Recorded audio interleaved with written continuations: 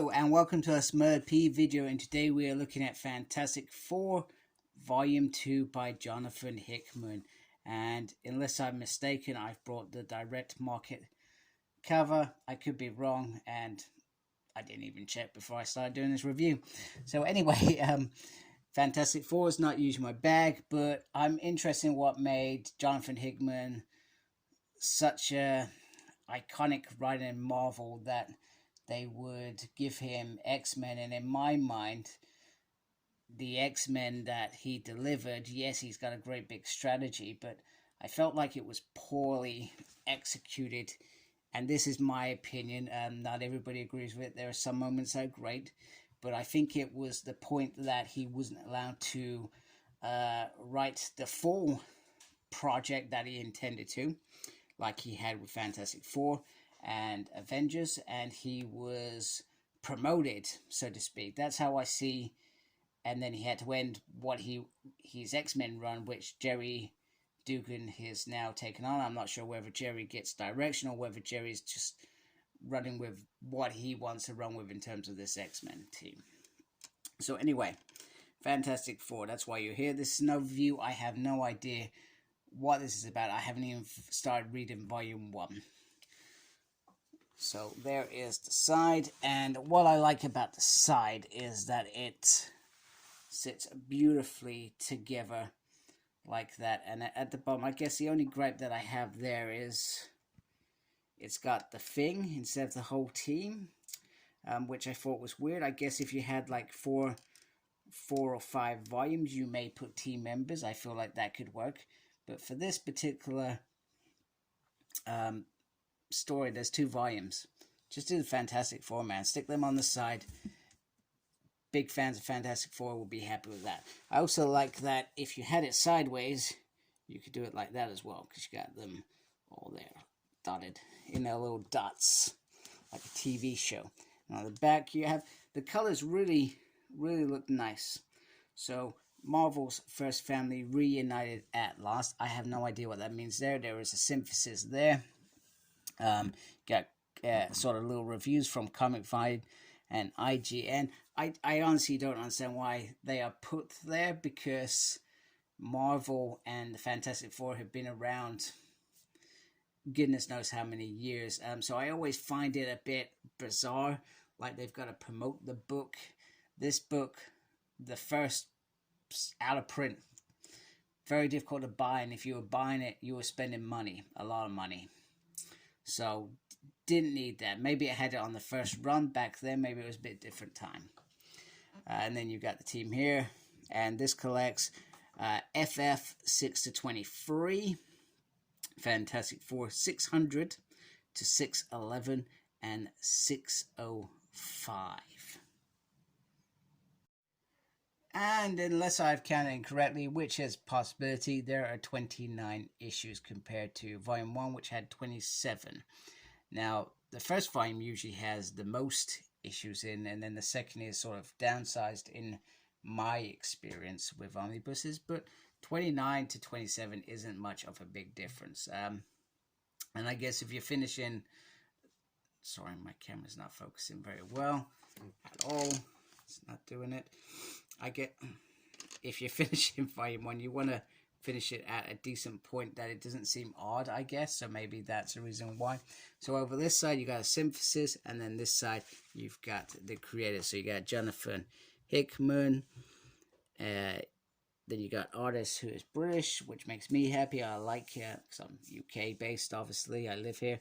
We got Barry Kitson, Brazilian artist Greg Chuchini, I believe that's how you pronounce his name. Then you got June Bobilo, Nick Dragotas, and then Ryan Stegman. And I apologize if I said any of those names incorrectly. I do like to get names correct, because our names are very important to us.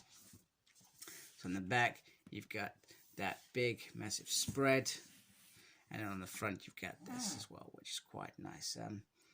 Which I feel like this is the normal standard picture, so that's a good thing about this. And I'm sorry, my camera keeps jumping out of focus for some reason or not. I'm not sure why. That is beautiful. I like that a lot. Very nice. Now, let me try and get this. Seriously, I don't know what my camera's doing today. It does not want to stay in focus at all. I'm not sure what's going on. Let's try and angle this a little bit better. Right. And I'm just going to quickly flip through some pages so you can see some beautiful artwork. Like I said, I have no idea about the story here. You have this bit which dictates who is doing what.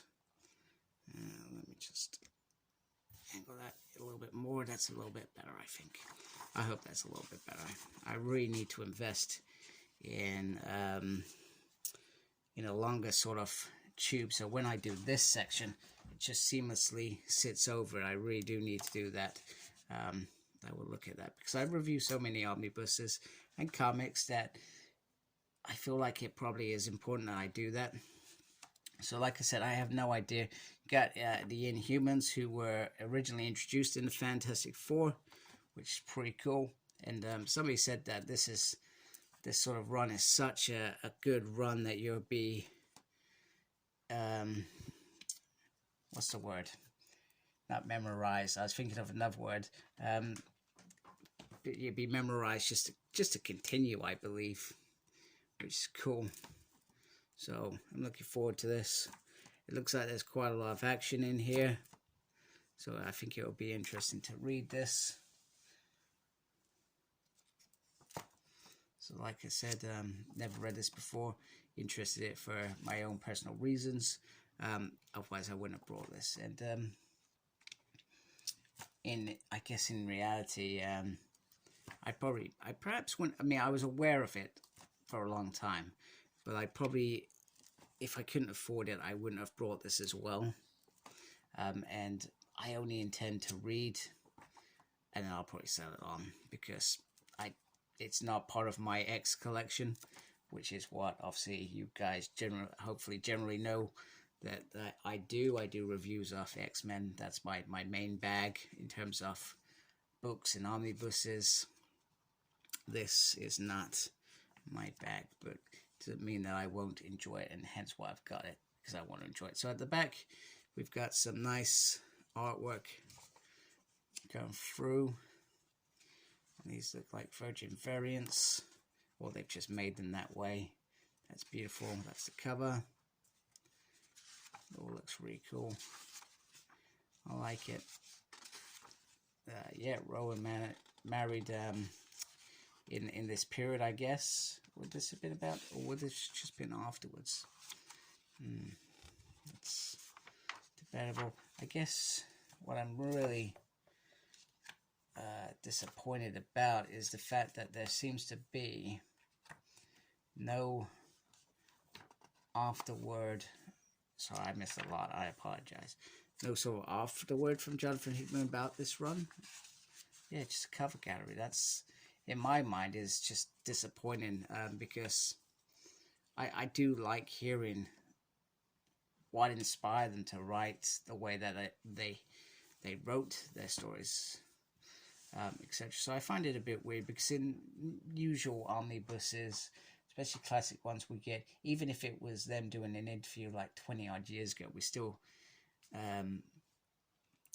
get that usually in the omnibuses. So I find that a little bit strange. But anyway, there is an overview. Like I said, I'm probably not giving you any indication on the story because I honestly don't know. But I'm very excited to be reading this very soon. I think in the next week, I think I'm almost done with Venom Omnibus. Let me know what you're reading as well. I'm interested in finding out, what are we reading right now? Tell me. As always, like, comment, subscribe, please. Thank you to those that already do. I really hope you like my video. Make sure you look after yourself. Very important. And embrace the geekiness. Goodbye, folks.